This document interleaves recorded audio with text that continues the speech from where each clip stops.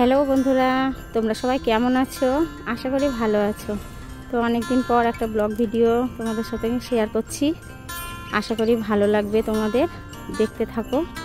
তো দেখো, সকালবেলা সবজির গাড়ি আমার ঘরের সামনে চলে এসেছে। কি কি সবজি আমি নেব তোমরা সেটা দেখো। এটা কোয়াশ আমি কোনোদিন আগে খাইনি, আজকেই প্রথম নিচ্ছি। খেয়ে দেখবো কেমন লাগে। তোমরা যদি খেয়ে থাকো অবশ্যই কমেন্ট করে জানিও। আর দেখো কুলেখাড়া, এটা এখন আমার নিত্য প্রয়োজনীয় জিনিস হয়ে পড়েছে। এটা আমার লাগবেই, কিছু করার নেই। তো কুলেখাড়া নিয়েছি দুয়াটি, আর কি কি নিয়েছি তোমরা দেখতে থাকো, ভালো লাগবে।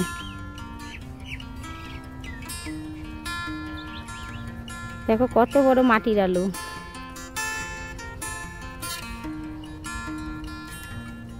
মাটির আলু তোমরা কে কে খেতে ভালোবাসো অবশ্যই কমেন্ট করে জানিও।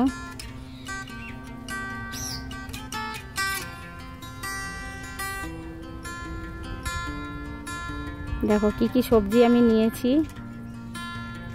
কুমড়ো, কুলেখাড়ার শাক, একটা এঁচড় নিয়েছি, অল্প একটু মাটির আলু নিয়েছি, আর ছেলের বায়নার জন্য এই সাদা রঙের পেপসিগুলো আমি নিয়েছি।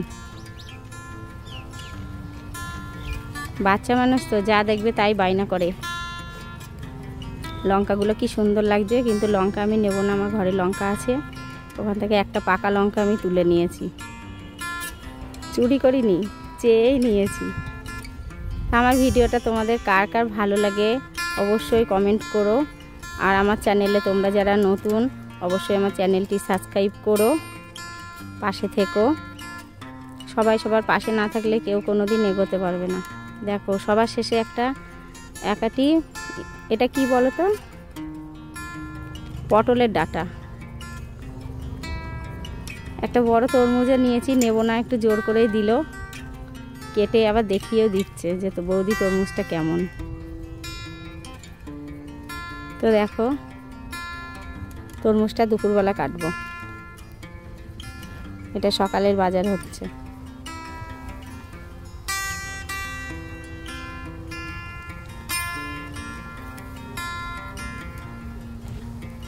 তো এখন আমার যা কাজ, সবার শেষে কুলেখাড়া পাতাটা আমি বেছে পরিষ্কার করে ধুয়ে এক গামলা জলের মধ্যে ভিজিয়ে রাখবো খানিকক্ষণ, 5 মিনিট মতো। এটাই এখন আমার জীবনের নিত্য প্রয়োজনীয় জিনিস হয়ে পড়েছে। দেখো পরিষ্কার করে ধুয়ে জলে ভিজিয়ে রেখেছি, যাতে এর ভেতরে পোকা থাকে, নোংরা থাকে, এগুলো ভালোভাবে পরিষ্কার হয়ে যাবে।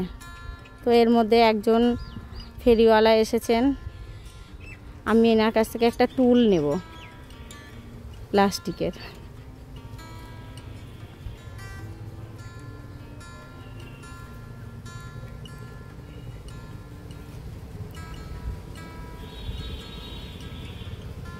কিছু কিছু জিনিস আছে এনাদের কাছেই হয়তো পাওয়া যায়। তো দেখো আমি একটা টুল নিয়েছি, টুলটা কেমন হয়েছে বলো, জানি তোমরা সবাই হাসবে।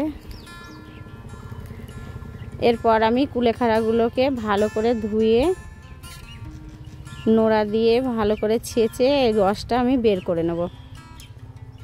এটা আমাকে খেতে হয়।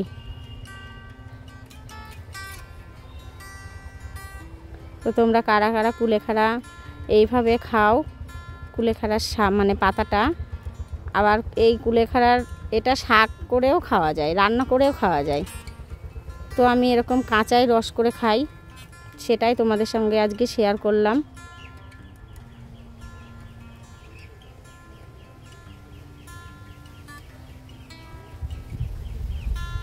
এই কুলেখাড়ার রসটা আমি একাই খাই, আমাকে খেতে হয়। আমার মাঝে মাঝে হিমোগ্লোবিনটা কমে যায়,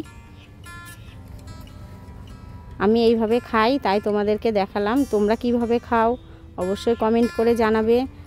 আর আমার ভিডিওটা কেমন লাগলো অবশ্যই এটাও কমেন্ট করে জানাবে। তো তোমরা ভালো থেকো, সুস্থ থেকো। আমি চাইবো না আমার মতো এরকমভাবে কুলেখাড়া কেউ খাক। সবাই ভালো থেকো, সুস্থ থাকো, ভগবানের কাছে প্রার্থনা করি। দেখো এক আটি কুলেখাড়া থেকে এইটুকুনি রস বেরিয়েছে। তো দেখা হবে পরে ভিডিওতে। টাটা।